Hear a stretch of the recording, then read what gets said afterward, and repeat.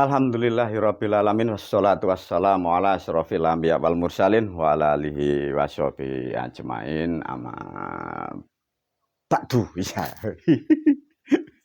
Ayo para pemirsa, para murid, setelah menyelesaikan video dengan judul semester kedua, video ini diberi judul oleh guru Kebenaran Surat Fil.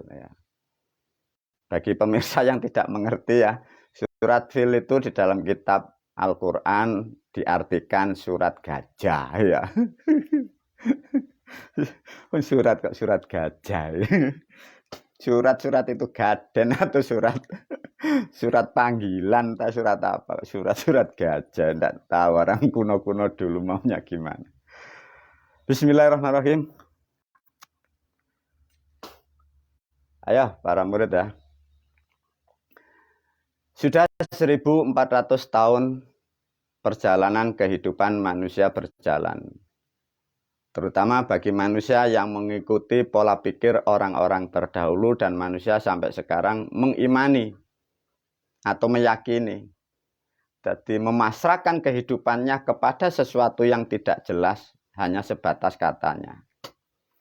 Agar kalian mendapatkan pemahaman yang tepat dan yang benar, diajak untuk berpikir dulu oleh guru ya. Ini kembali lagi, video ini dikhususkan bagi murid dan santri dan juga manusia yang bisa berpikir loh ya, atau mau berpikir ya. Kalau otaknya nyun sewu, permisi, kalau otaknya sudah error ya udah jangan dengerin video guru.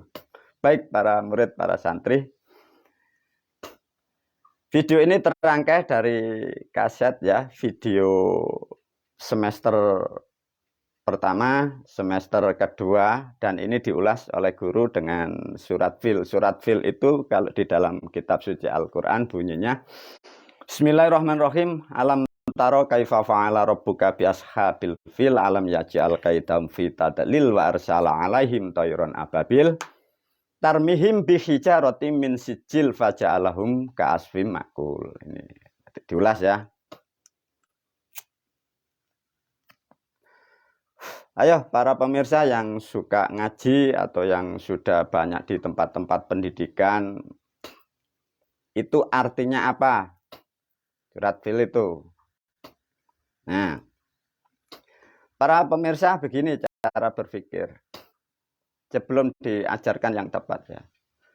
Tatkala manusia ini diberi pikiran oleh rahmat bagi alam atau Tuhan, tatkala pikiran ini mendengar atau melihat sesuatu yang tidak jelas ini masuk, pikiran itu mengikuti pola pikir yang diterimanya.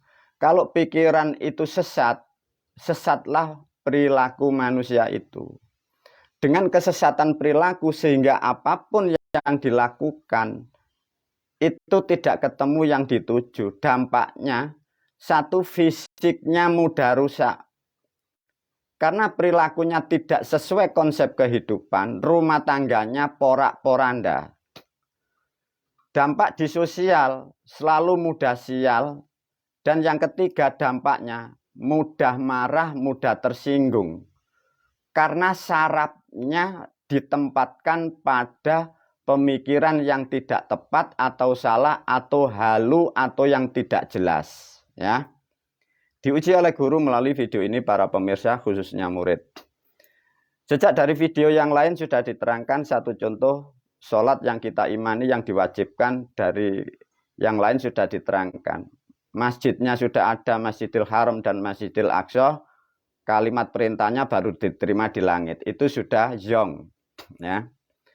Terus kemarin banyak lagi katanya Tuhan membuat produk, membuat jin dan manusia di produk untuk ibadah. Produknya gagal. Makanya sampai sekarang yang membuat manusia itu jadi pemarah. Itu ya karena zong. Cita-citanya gagal Tuhan itu. Membuat manusia untuk beribadah, umatnya tidak ada yang ibadah. Jadi Tuhannya sekarang pemarah. Ya, kenapa? Cita-citanya tidak dikabulkan.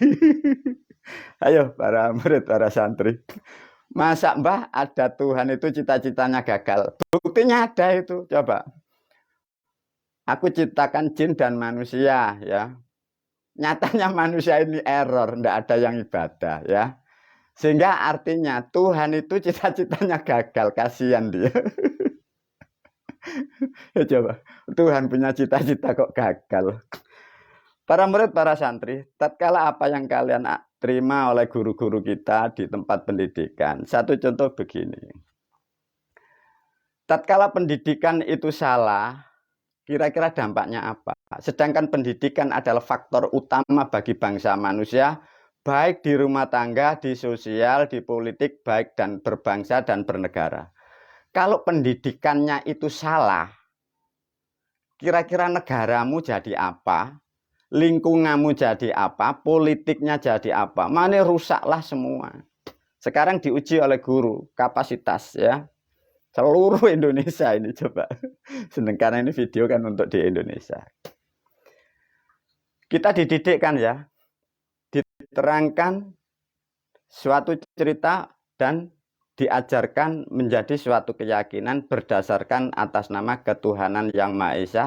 Bila tidak percaya Tuhan dihukumi PKI, komunis, macam-macam. Clear ya? Coba guru masuk lewat kurikulum aja. Kurikulum yang dibuat Negara Kesatuan Republik Indonesia melalui Departemen Pendidikan dan juga Departemen Agama. Anak-anak sejak kecil sudah dididik, diberi pertanyaan.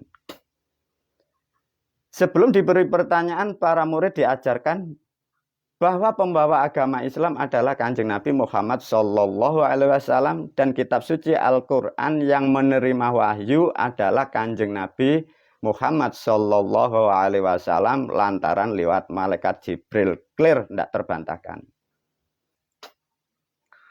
Lantas dari pemahaman yang sudah diajarkan 1400 tahun, diberilah pertanyaan si murid itu oleh guru atas nama kurikulum yang ada di Negara Kesatuan Republik Indonesia. Satu contoh, ada ujian. Siapakah yang menerima wahyu dari Allah lewat Jibril? Jawabannya pasti Nabi Muhammad SAW. Kira-kira kalau jawabannya itu, kalau yang terima itu Nabi Isa, atau tetangga kita, atau presiden kita, kira-kira dihukumi atau dinilai berapa? Atau dipenjara? Nah, itu. Coba, bisa masuk ya? Itu pendidikan di negara kita. Kita uji melalui video ini, para pemirsa. Tatkala kelahiran beliau Nabi Muhammad SAW diterangkan di kota Mekah. Dan bersamaan itu ada wahyu yang turun. Alam taro kaifa fa'ala rabbuka bi ashabil fil. Alam yaj'al kaidahum fi tadlil warsal alaihim tayron ababil tarmihim bi hijaratin min sijil faja'alahum ka'asfim ma'kul. Pertanyaannya, Nabi Muhammad lahir pada waktu itu masih kecil. Lantas yang dimaksud di dalam kitab suci Al-Quran surat Fil yang menerima wahyunya siapa? Nah, ini keren. Ayo, para murid, para santri, para pemirsa. Kitab kita, guru kita, kiai kita, ulama kita, Departemen Agama, Departemen Pendidikan menceritakan seperti itu. Yang menerima wahyu adalah Kanjeng Nabi Muhammad. Wahyunya ditulis, disimpan di dalam kitab, namanya kitab suci Al-Quran. Lantas kalau toh Nabi Muhammad baru lahir, surat Fil itu yang menerima siapa? Ayo. Apakah bapaknya, ataukah ibunya Kanjeng Nabi, ataukah bidannya? Kalau orang dulu kan dukunnya. Ya. Kira-kira bagaimana, Mbah? Ya barangkali dukunnya yang terima. Jadi dukunnya dapat wahyu, Kanjeng Nabi sudah besar, baru diterangkan. Apa begitu? Nah ini sama. kalau hal-hal seperti ini diajarkan kepada manusia, kepada umat, kepada rakyat, terus diberi pertanyaan.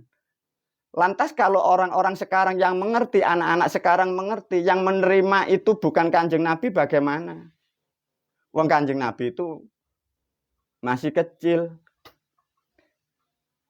Kok jawab Kanjeng Nabi, artinya jawaban itu salah. Kok jawab yang menerima bapaknya salah. Nah, disitulah dengan memahami sesuatu hal yang salah, ini dimasukkan dalam pikiran. Sedangkan yang mengimani, yang meyakini sesuatu kesalahan, itu sudah menjadi seluruh dunia, bahkan di negara kita. Dan sekarang jadi guru-guru Anda. Jadi pemimpin-pemimpin kita yang mengatur bangsa dan negara, makanya rusak. Tidak ngerti salah, tidak ngerti benar. Yang salah dikira benar, makanya mencuri, menipu, membual. Para murid, para santri, coba kalau sudah seperti begini bagaimana? Ayo, boleh. Barangkali melalui video ini, manusia yang mempunyai gelar, katanya kiai, ya. Barangkali yang ulama, ada lagi yang mempunyai gelar syekh, atau juga yang disebut wali, atau juga waliullah, ataukah juga barangkali ada manusia yang mengaku nabi atau rasul. Saya beri pertanyaan melalui video ini. Siapa yang menerima wahyu surat Fil? Nah, ini kalau bisa di sinilah sudah luar biasa Anda. Bibit-bibitnya ulama mulai tumbuh, bibit-bibitnya para ambiya, para wali ke depan ada. Tapi kalau tidak ada, ya hancur negaramu, rusaklah umat, finari jahanam. Lantas bagaimana guru? Saya beri sandi sedikit. Ya, sudah diberi sandi sedikit. Itu bahasa lama. Bismillahirrahmanirrahim, sandinya sangat simpel.